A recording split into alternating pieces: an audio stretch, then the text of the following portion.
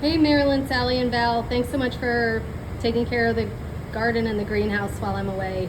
I wanted to just show you a few things inside before I go outside, and I figured a video would just be easier than trying to like write you notes.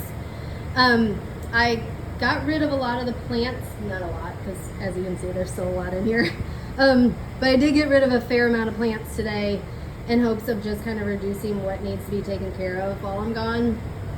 I did want to show you this area. So this whole kind of corner is all of the like cactus sedum plants. These only need to be watered once a week. So Marilyn, if you wouldn't mind doing this, I just did it today. So today's Wednesday. Marilyn, if you wouldn't mind just doing it for the next 2 weeks when you're here on Thursday, that way everybody just knows you'll do it. And it'll be spaced a week apart. And then basically all of this here plus everything else that's left will just need to be watered when you all are here. So each time you're here, just water the rest of it. It's only this corner that'll just get watered once a week. Val, I'll kind of leave you to handling, since you've been handling the sweet potatoes. There is a chance, because this does dry out fairly fast, there's a chance this might just kind of like die out while I'm away, which is fine. It's not a big deal. But if these vines keep growing, let's keep taking them off and then sticking them in water until they root. And then when they root, we can pot them up into the pots. So we'll just keep that going for as long as we can. And then over here, there is one more tray of some kind of, that's acorn squash and some butterbush squash, I think. Those can be potted up, and those can just be put in like the 4 or 6 cell containers. And we'll just put them here along the window. The only thing we don't want to do is get anything too close to this garlic that's drying out. Like I wouldn't want to put a bunch of plants here that get watered and then the garlic gets wet. Like we need to keep the garlic dry. So just don't like get any water around the garlic. And then I did leave some notes up here. I'm probably forgetting stuff, but basically the most important things are just make sure things stay watered. I put some stuff on here. I know it's going to be real rainy, so there's probably a good chance y'all won't even be able to get outside, which is fine. I just put a couple of things here in case you do have time and you want to do something outside. We can harvest leeks, which are here in these white barrels.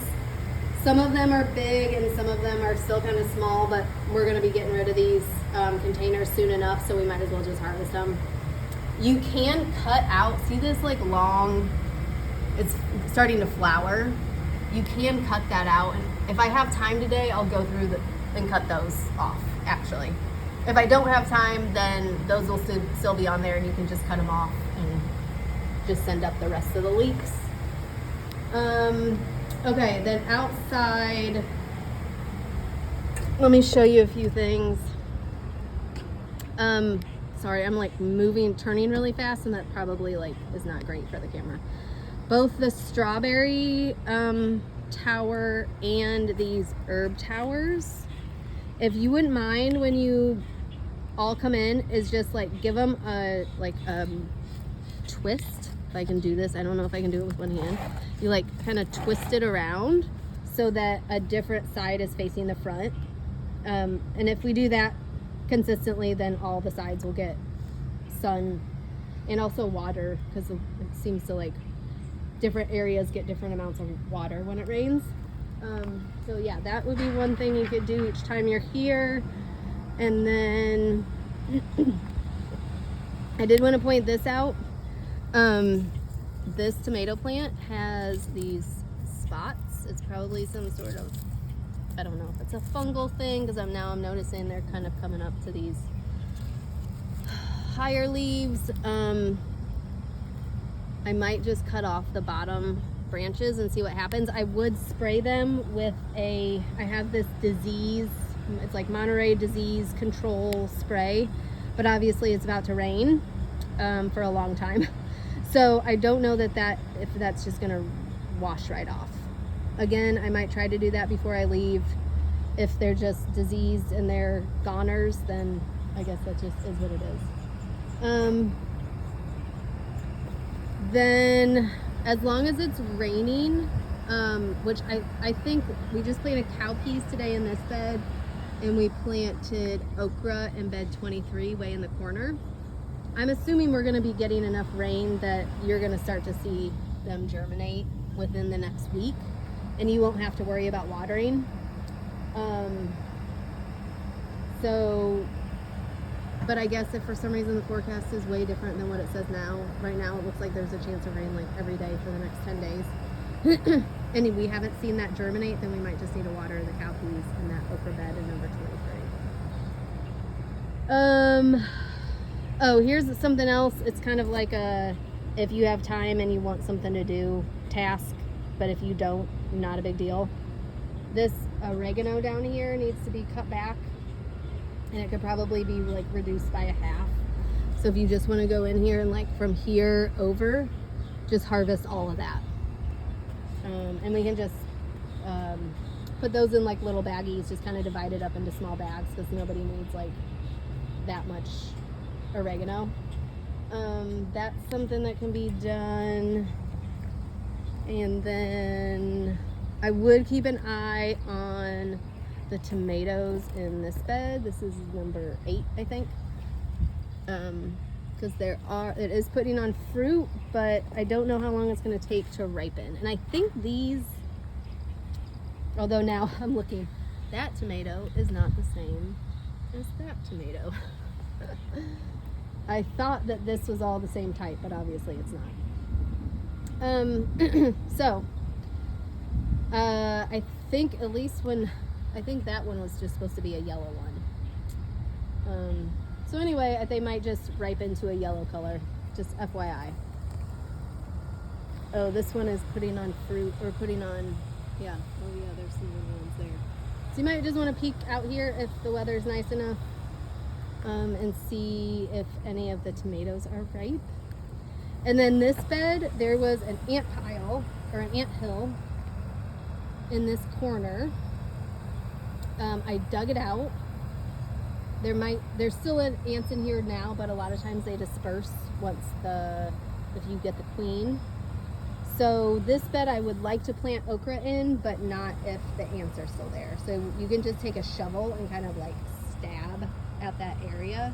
And if you see a bunch of ants come out, then you know the ants are still there. But if you stab at that area and you don't get any action, then you know it's good to plant. So that can be done, but also it can just wait until I get back too. I'm not that worried about it. Just looking around, seeing if there's anything else out here to point out to you. And then the only other thing I wanted to say is the rain gauge. The rain gauge is over here. Val, I showed it to you, and Marilyn, I know we've talked about the rain gauge before, so hopefully you know. And I'm pretty sure you have the same one, so I think you both know how to like accurately get the right amount of rain, or see how much water is in there. Hopefully that made sense.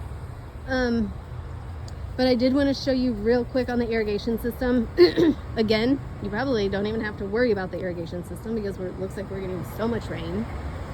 But if you do, I'll just give you a real quick overview.